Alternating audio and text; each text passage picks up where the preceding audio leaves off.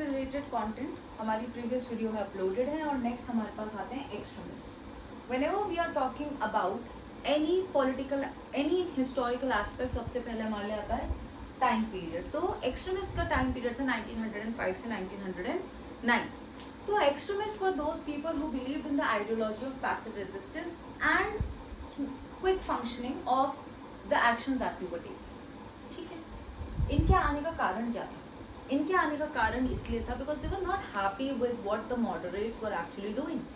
देखिए, moderates they were very respectable leaders, but इन्हें उनके काम करने की, और देखिए मॉडरेट्स को ऐसा लगता था कि दैट द ब्रिटिशर्स को ना पता नहीं हमारी प्रॉब्लम एंड इसलिए वो हमारी मदद नहीं कर रहे हैं, और वो कॉन्स्टिट्यूशनल बैरियर्स के अंदर रहते थे। एंड एक्सट्रीमिस्ट की यहीं पे उनसे, देखिए एक्सट्रीमिस्ट और उन लोगों के बीच में कोई ऐसी लड़ाई नहीं थी कि everybody, each leader of whether moderates whether extremist चाहते देश की आज़ादी ही थे, बस तरीका अलग था, आइडियोलॉजी का फर्क था और काम करने की कार्य प्रणाली अलग थी। ठीक है, तो रीज़न क्या था? बिकॉज इन्हें मॉडरेट्स के काम करने के तरीके नहीं पसंद आता था। अब अगर हमसे देखा जाए तो इनकी क्या सोच रही है? सबसे पहले बात तो ये थी कि इन्हें समझ में आ गया था, they expose the real nature of Britishers. आप 1892 का एक्ट ले लीजिए, 1904 का आप ऑफिशियल सीक्रेट्स एक्ट ले लीजिए, आप उनकी सेंसरशिप ले लीजिए, हर तरीके से इंडियंस की जो सिविल लिबर्टीज थी, जो पॉलिटिकल फ्रीडम थी, उस चीज़ को कहीं ना कहीं वो लोग छीन रहे थे। एजुकेटेड हो चुके थे हम लोग, जब हम एजुकेट हो चुके थे तो हमें समझ में आ गया था कि ब्रिटिशर्स किस तरीके से हम लोगों को एक्सप्लॉइट कर रहे हैं, वो कैसे एक ऑप्रेसिव रेजीम है।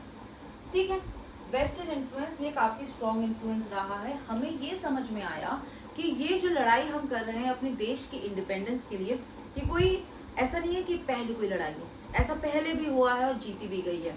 American war of independence, French revolution और Russian revolution, these were the important aspects of history जो पढ़े गए हमारे, क्योंकि बिकॉज दे एजुकेटेड ना, ब्रिटिशर्स ने हमें उतना ही पढ़ाया लिखाया कि जितना हम पढ़ते लिखते, और ये हम लोगों से अपना काम करवा लेते। हम स्मार्ट निकल गए, हमने पढ़ लिया कि अरे भाई ये तो और भी हो रखा है, किस तरीके से एकजुट होके हम कर सकते हैं। व्हाइट मैन बर्डन थ्योरी को नेगेट करा गया। ब्रिटिशर्स ने बहुत सक्सेसफुली वर्ल्ड वाइड यही प्रोपेगेंडा फैलाया था दैट इंडियंस सिविलाइज्ड नहीं है, हम यहाँ पे आए हैं, हम तो देवता हैं, हम तो भगवान का प्रतीक है, हमने इन्हें सिविलाइज बनाया। This was a land of snake charms. तो इस चीज़ को बोला तिलक जैसे लीडर्स ने, बाल गंगाधर तिलक जैसे लीडर्स ने बोला कि कैसे हम लैंड ऑफ स्नेक चार्मर्स, कैसे हम लोग मतलब हम लोग पिछड़े हुए हो सकते हैं। हम तो वो लैंड है जिसने मैथमेटिक्स, जिसने मेडिसिन, जिसने एस्ट्रोलॉजी, जिसने एस्ट्रोनॉमी, जिसने लिटरेचर, हर फील्ड में कहीं ना कहीं वी आर द फाउंडर्स। ठीक है, और सबसे इम्पोर्टेंट था मैन पावर। मॉडरेट्स के कहीं ना कहीं पतन होने का कारण ये था कि that they did not believe in mass mobilisation. यही पकड़ एक्सट्रीमिस्ट ने बना ली थी। इसी वजह से एक्सट्रीमिस्ट जनता से जुड़ पाए, क्योंकि उन्हें यही समझ में आया देश की आज़ादी सिर्फ कुछ लोगों के कहने से नहीं हो सकती। देश की आज़ादी पोस्टर लेके नहीं हो सकती है कि हमें आज़ादी दे दीजिए और आपको आज़ादी मिल जाएगी। नहीं, जनता को साथ में आना पड़ेगा, जनता को एकजुट होना पड़ेगा, और यही प्रोटेस्ट ने हमें हमारी आज़ादी दिलाई थी। ठीक है, अब इनकी वर्किंग मेथड क्या था?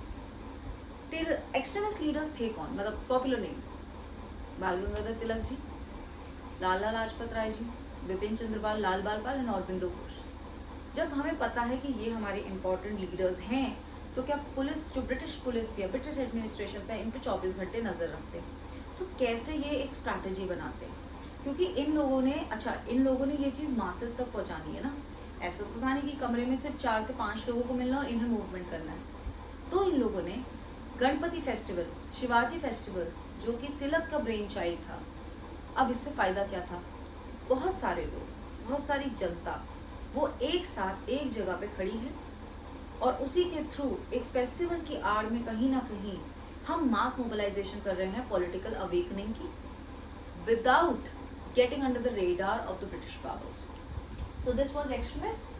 अब जो क्वेश्चन हमारा बन के आया PYQ में, it is a very, I won't say बहुत टिपिकल क्वेश्चन है कि नहीं आंसर कर सके। वो एक यही है कि हाउ कंबाइंड है आपको मॉडरेट्स और एक्सट्रीमिस्ट। एक तो बहुत इजी हो गया कि आप इनमें डिफरेंसेस बता दीजिए, बट एक सीधे सीधे क्वेश्चन होता है कि किस तरीके से हम लोगों को आज़ादी या जो भी फ्रीडम था या जो भी यूनाइटेड हम लोग का एक फोर्स बना है, how extremists and moderates, but हम ये points लिखेंगे so we can easily cover the answer. Thank you.